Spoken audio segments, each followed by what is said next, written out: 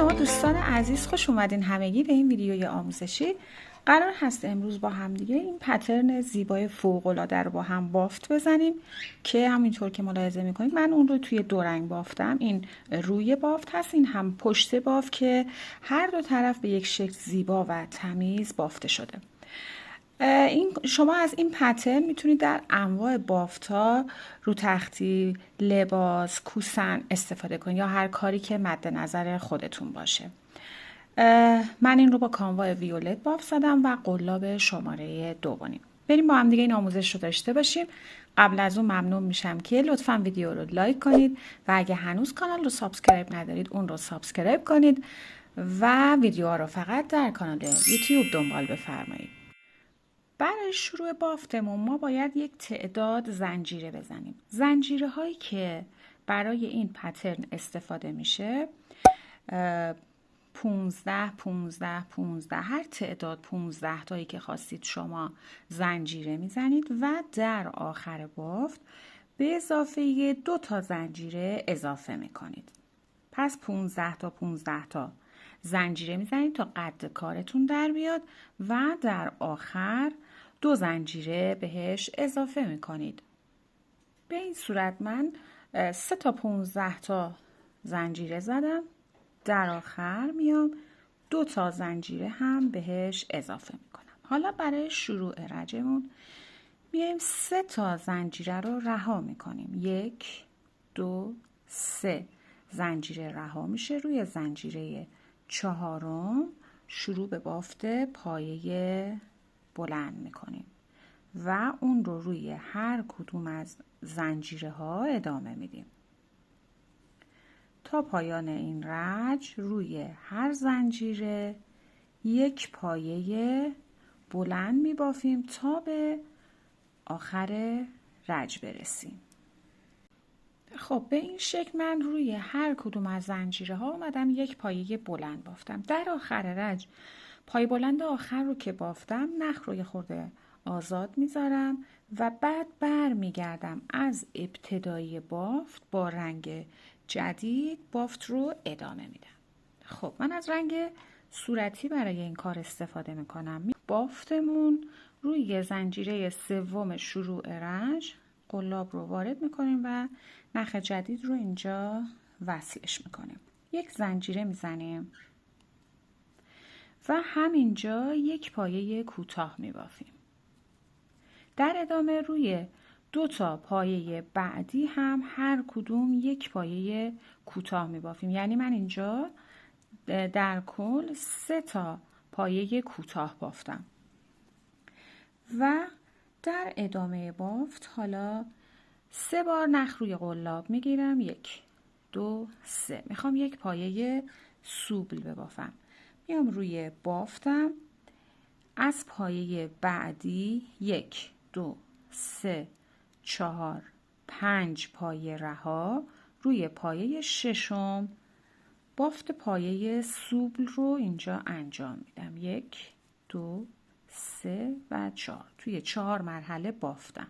یک زنجیره اینجا میزنم. این الگو رو تکرار میکنم. 3 بار نخ روی قلاب، روی همون پایه یک پایه سوبل میبافم، یک زنجیره فاصله میدم. این الگو اینجا 7 مرتبه تکرار میشه، یعنی 7 تا پایه سوبل بافته میشه به فاصله یک زنجیره. ببینید به این صورت 1 2 3 4 5 6 7 تا پایه سوبل زدم که بینشون یک زنجیره فاصله دادم. بعد از پایه سوبل هفتم دیگه اینجا زنجیره نمیزنم. میام روی بافتم از پایه بعدی 1 2 3 4 5 پایه رها. روی پایه 6م شروع به بافت پایه کوتاه میکنم. 1 2 و 3. روی 3 پایه هر کدوم یک پایه کوتاه بافتم و حالا این الگو رو من تکرارش میکنم. 1 2 3 4 5 6. روی پایه 6م شروع به بافت پایه سوبل میکنم. اینجا 7 تا پایه سوبل میبافم که بینشون یک زنجیره فاصله دادم. اون رو ادامه میدم. به این شکل 7 پای سوپ رو که بافتم، بعد از دیگه آخرین سوپ دیگه زنجیره نمیزنم و ادامه میدم. 1 2 3 4 5 6 روی پایه ششم بافت 3 تا پایه کوتاه رو تکرار میکنم و این الگو رو تا پایان رج، حالا هر اندازه که شما پایه سر انداختید رو به این شکل ادامه میدیم و این رج رو به پایان میرسونیم.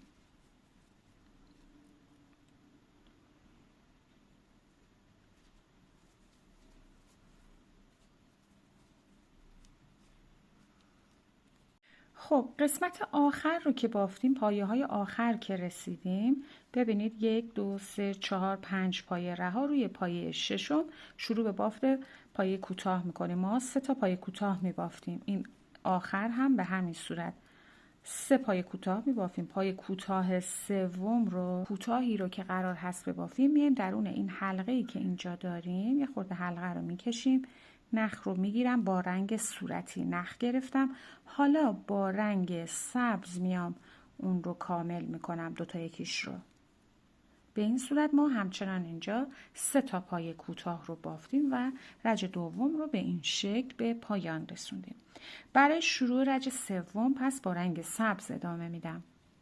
3 زنجیره میزنم، بافت رو میچرخونم، میام روی 2 تا پایه کوتاه بعد هم هر کدوم 1 پایه بلند میبافم که همون میشه حکم 3 پایه بلند اینجا برای من با اون زنجیرهایی که ابتدای رج زدم.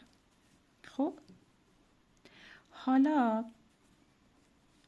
میخوام اینجا بافت انجام بدم، پایه بلند میخوام ببافم. در کل این قسمت من میخوام 15 تا پایه بلند ببافم. میام توی این فضا قبل از اولین پایه سوبلی که بافتیم 1 پایه بلند میبافم، روی پای سوبل هم 1 پایه بلند. پس میشمارم 1 2 در فضای تک زنجیره‌ای هم به همین شکل 3 روی پایه 4 5 6 7 8 9 10 11 12 13 14 15می میشه توی فضایی که بعد از آخرین سوبل و قبل از اولین پایه کوتاه هست. به این شکل 15 پایه بلند رو این قسمت من بافتم. این 3 تا که هیچی از این ابتدا 15 پایه بلند به این شکل اینجا بافته شد که اون تکرار میشه دوستان. در ادامه باف میام روی 3 تا پایه کوتاهی که اینجا دارم، حالا هم هر کدوم 1 پایه بلند می بافم و به این شکل این الگو رو ادامه میدم. خب این قسمت هم درست مثل چیزی که اینجا بافتیم شروع میکنیم از اولین پایه سوب. قبل از اولین پایه سوب 15 تا پایه بلند رو میشماریم و میبافیم. ببینید شکل بافت این هست. این الگو رو تا پایان رج به همین صورت طبق چیزی که گفته شد کامل میکنیم. خب دوستان به این صورت من رج سوم رو هم به پایان رسوندم. در آخر رج هم 3 تا پایه بلندی رو که اینجا داشتیم درست مثل چیزی که ابتدای بافته بودیم رو کامل میکنم. حالا برای شروع رج چهارم نخ سبز رو یه خورده آزاد میکنم و اینجا میذارم و میام این قسمت با رنگ صورتی بافتم رو ادامه میدم. من میام روی زنجیره سوم شروع رج نخ صورتی رو میکشم میارم بیرون، اینجا 1 زنجیره میزنم و همینجا 1 پایه کوتاه میبافم. حالا ببینید دوستان ما اینجا اومدیم 3 تا پایه بلند زدیم و این گلمون رو کامل شکل دادیم. توی این رج ما اینجا 1 گل نیمه میبافیم و بعد بافت رو ادامه میدیم به این شکل که 1 پایه کوتاه که بافتم حالا 1 2 3 4 5 زنجیره میزنم. 3 بار نخ روی قلاب میگیرم، میام روی پایه بعدی.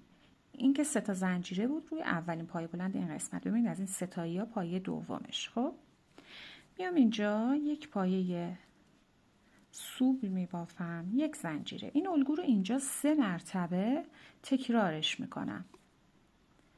توی همون پایه یک پایه سوبل، یک زنجیره فاصله میدم و سومین پایه دوبل توی همین فضا. این همون گل نیمه ای هست که گفتم اینجا شکلش میدیم.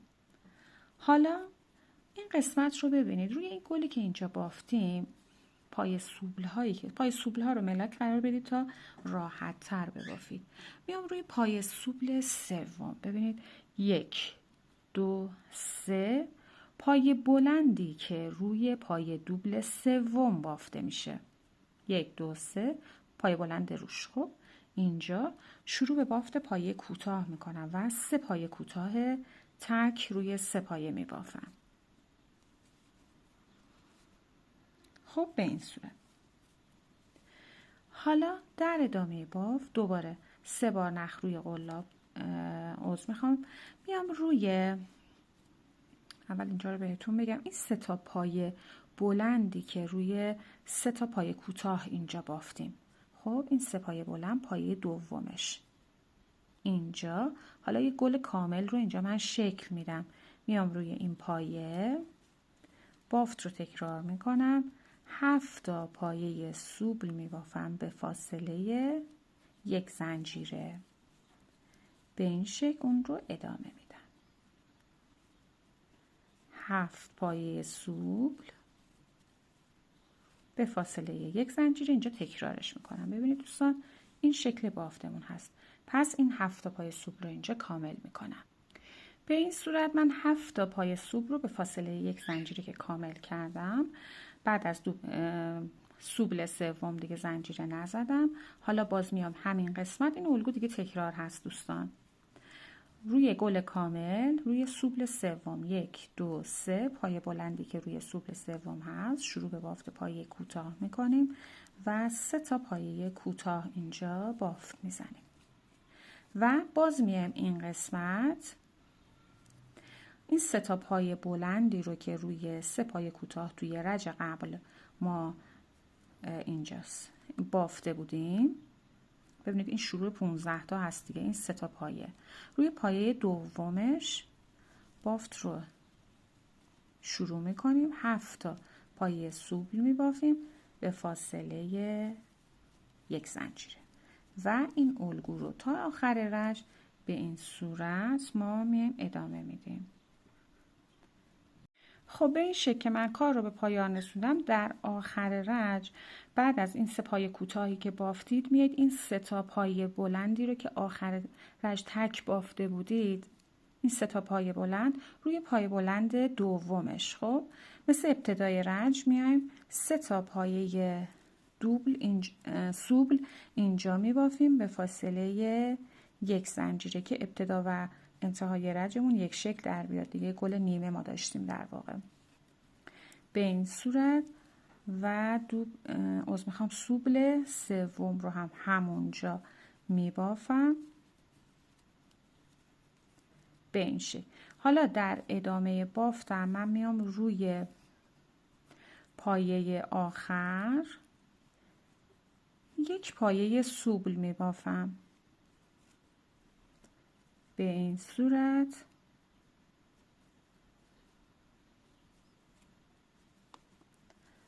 کاملش میکنم.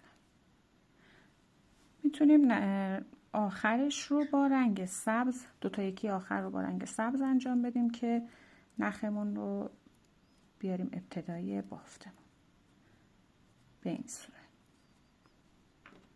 خب اینو ببینید گوشه بافتمون هست که یک سوبل اینجا بافته شده و 3 تا هم اینجا، درست مثل چیز.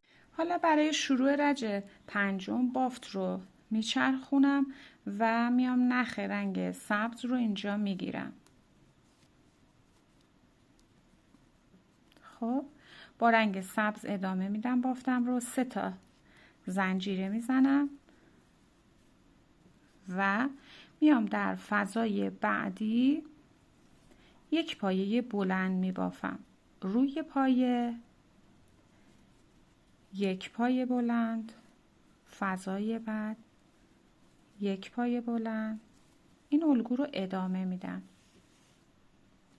درست مثل چیزی هست که این رج بافتیم. فضای بعد توی رج سوم تا این ابتدای بافتش فقط فرق میکنه، یک پایه بلند. حالا این قسمت که رسیدیم، بعد از این قسمت قبل از اولین پایه کوتاه توی این فضا هم یک پایه بلند میبافم. روی 3 تا پایه کوتاه بعد هم هر کدوم یک پایه بلند باف میزنم. خب به این صورت به ابتدای بافت این قسمت میرسیم. همون 15 پایه بلندی رو که میبافتیم قبل از اولین سوبل توی این فضا یک پایه بلند، روی سوبل یک پایه بلند، در فضاها هم به همین صورت هر کدوم یک پایه بلند میبافیم و این الگو رو تا پایان رنج به این شکل کامل میکنیم. رسیدیم درست مثل چیزی که ابتدای رنج بافته بودیم، به همون صورت بافت رو ادامه میدیم. قبل از پایه سوبل ها یک پایه بلند، روی پایه یک پایه بلند و به همین صورت در فضا یک پایه بلند ادامه میدیم بافت رو و الگو دیگه دوستان تکرار میشه به این شکل. در فضا یک پایه بلند و روی زنجیره پنجم هم یک پایه بلند میبافم. نخ سبز رو اینجا یه مقدار آزاد میذارم. خب ببینید این شکل بافتمون هست. من میام الگو رو از ابتدای رج دوم به همین صورت تکرار میکنم و ادامه میدم. برمیگردم مقدار ابتداش رو بهتون بگم. با رنگ صورتی بافت رو میام شروع میکنم. روی زنجیره سوم نخ صورتی رو روی بافت میارم و اینجا یک زنجیره میزنم. همینجا یک پایه کوتاه میبافم. همونطور که گفتم از رج دوم الگو تکرار میشه. روی 2 تا پایه بعد هم هر کدوم یک پایه کوتاه شد. در کل 3 تا پایه کوتاه بافتم. خب به این صورت. حالا من دیگه اینجا نمیخوام این شکوفه های نیمه رو گل نیمه رو در واقع ببافم. میخوام بیام یه گل کامل اینجا شکل بدم. پس ملاکمون این 3 تا پایه بلندی که روی پایه کوتاه بافته میشه هست. خب پایه بلند وسطش رو دومی رو، یعنی ببینید از این 3 تا پایه بلند دوم رو ملاک قرار میدید و میاید رو شروع به بافت پایه سوبل ها میکنید. یک پایه سوبل به فاصله یک زنجیره 7 مرتبه این الگو تکرار میشه. به این صورت اون رو کامل میکنم. ببینید به این صورت 7 پایه سوبل به فاصله یک زنجیره که بافته شد. در ادامه بافت باز هم میاید پایه سوبل سوم رو ملاک قرار میدید. 1 2 3 روی سوبل سوم پایه بلندی که وجود داره از اون شروع میکنید و 3 پایه کوتاه میبافید. خب به این شکل و باز میاید این قسمت روی 3 تا پایه بلندی که اینجا بافتیم، روی پایه بلند دومش بافت پایه سوبل ها رو به همین صورت ادامه. دوستان الگوی بافت همین هست که اون رو ما تکرارش میکنیم. ببینید از این ابتدا الان شروع کردیم تکرار میکنیم. رج بعدی رو پایه بلندهای سبز رنگ رو میبافیم و رج بعدش میشه این گل نیمه ای رو که اینجا بافتیم شکل میدیم و به همین ترتیب این الگو تا پایان رج هر اندازه‌ای که حالا مد نظرتون هست به همین شکل تکرار میکنیم و بافت رو به پایان میرسونیم. امیدوارم که از این آموزش بسیار زیبا لذت کافی رو برده باشید. لایک و سابسکرایب یادتون نره. در پناه خدا سالم باشید.